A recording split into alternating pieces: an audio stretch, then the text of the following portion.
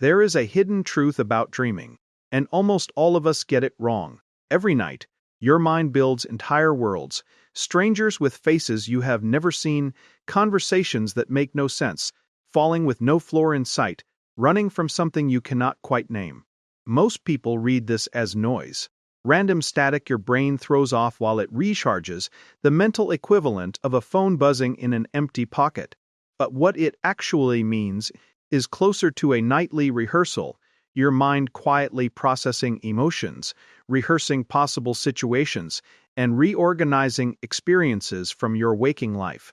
Out of habit, we label dreams as meaningless. Leftover firing, digital garbage collection for the brain, deleting files nobody needed.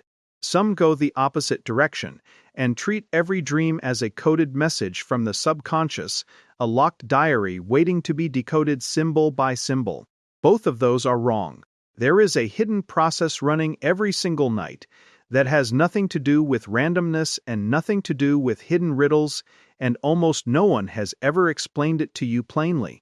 If you have ever woken up shaken by a dream that felt more real than your actual day, this is for you. And if you have ever loved someone who wakes up rattled, unable to shake a dream for hours, quiet and distant over morning coffee because of something that technically never happened, this is for you too. Because we are going to explain the psychology of why we dream, and more importantly, what your dreaming mind is actually trying to do for you while you are not paying attention.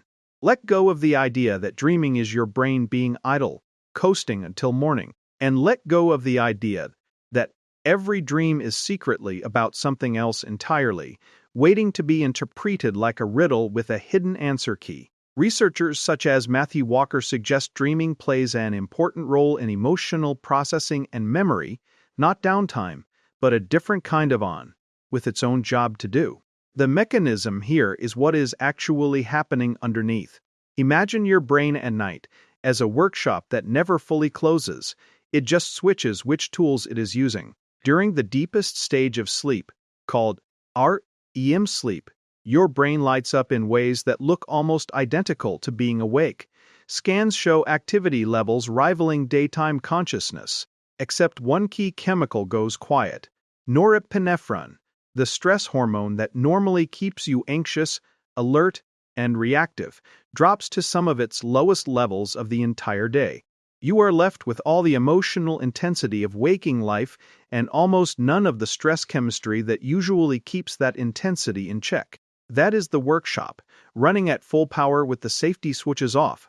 And in that low-stress state, your brain does two specific jobs. First, it replays emotionally charged moments from your day, not to relive them for no reason, but to file them properly, the way you would reread a stressful email once the panic has passed, just to understand it better.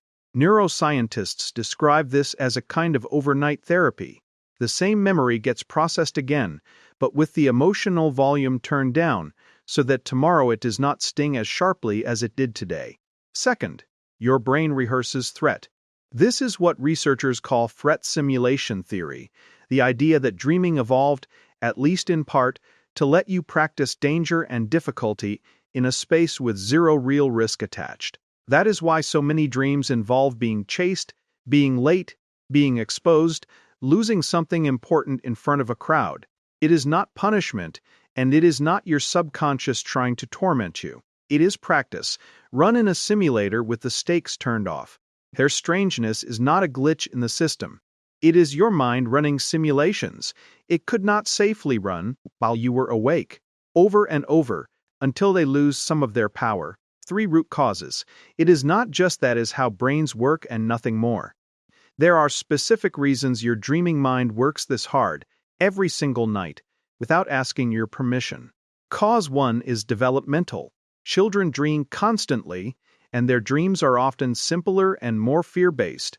Monsters, falling, being lost, being separated from a parent in a crowd.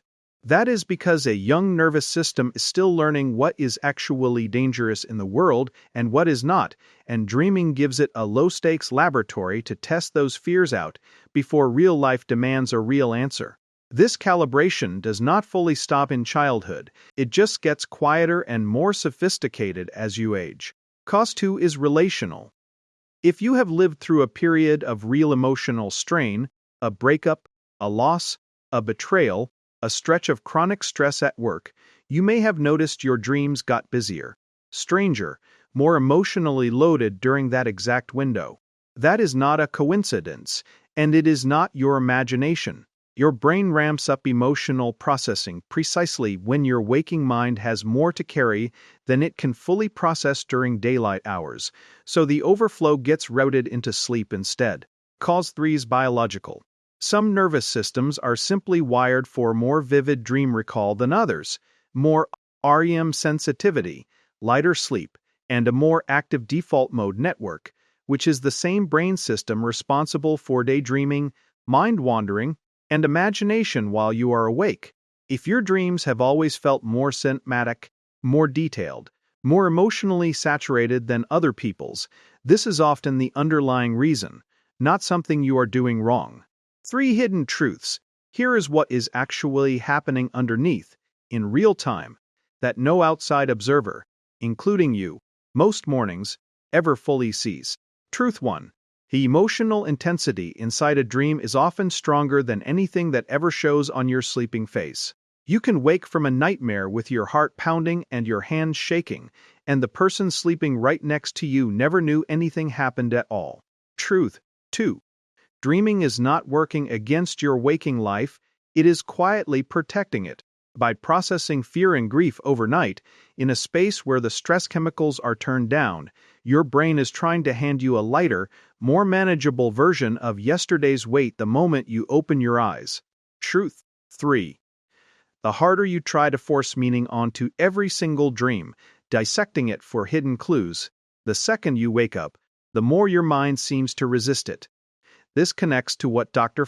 Dan Siegel calls the window of tolerance.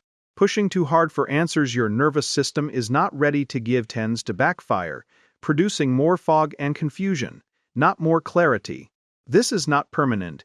Even in the middle of a strange or disturbing dream, your mind may still be working beneath the story, revisiting emotions that have not fully settled yet.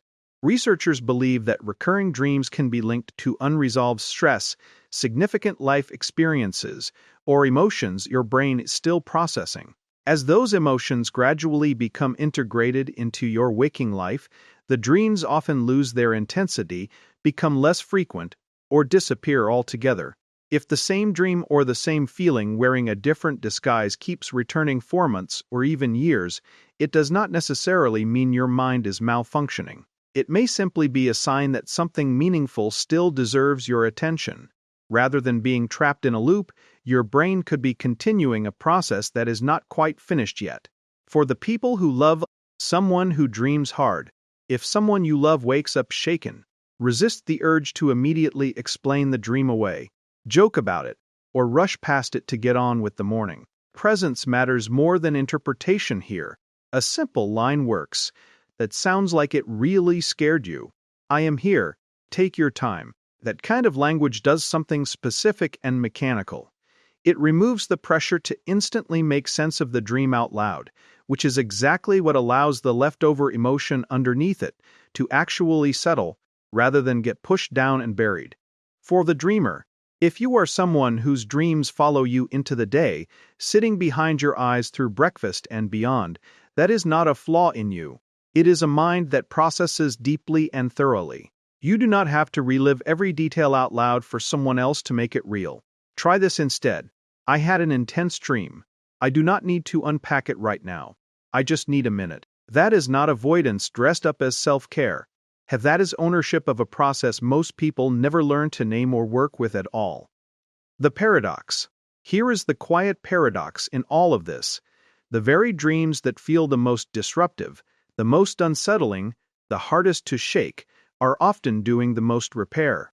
A mind that dreams vividly is a mind working hard, every single night without fail, to make tomorrow a little lighter than yesterday was.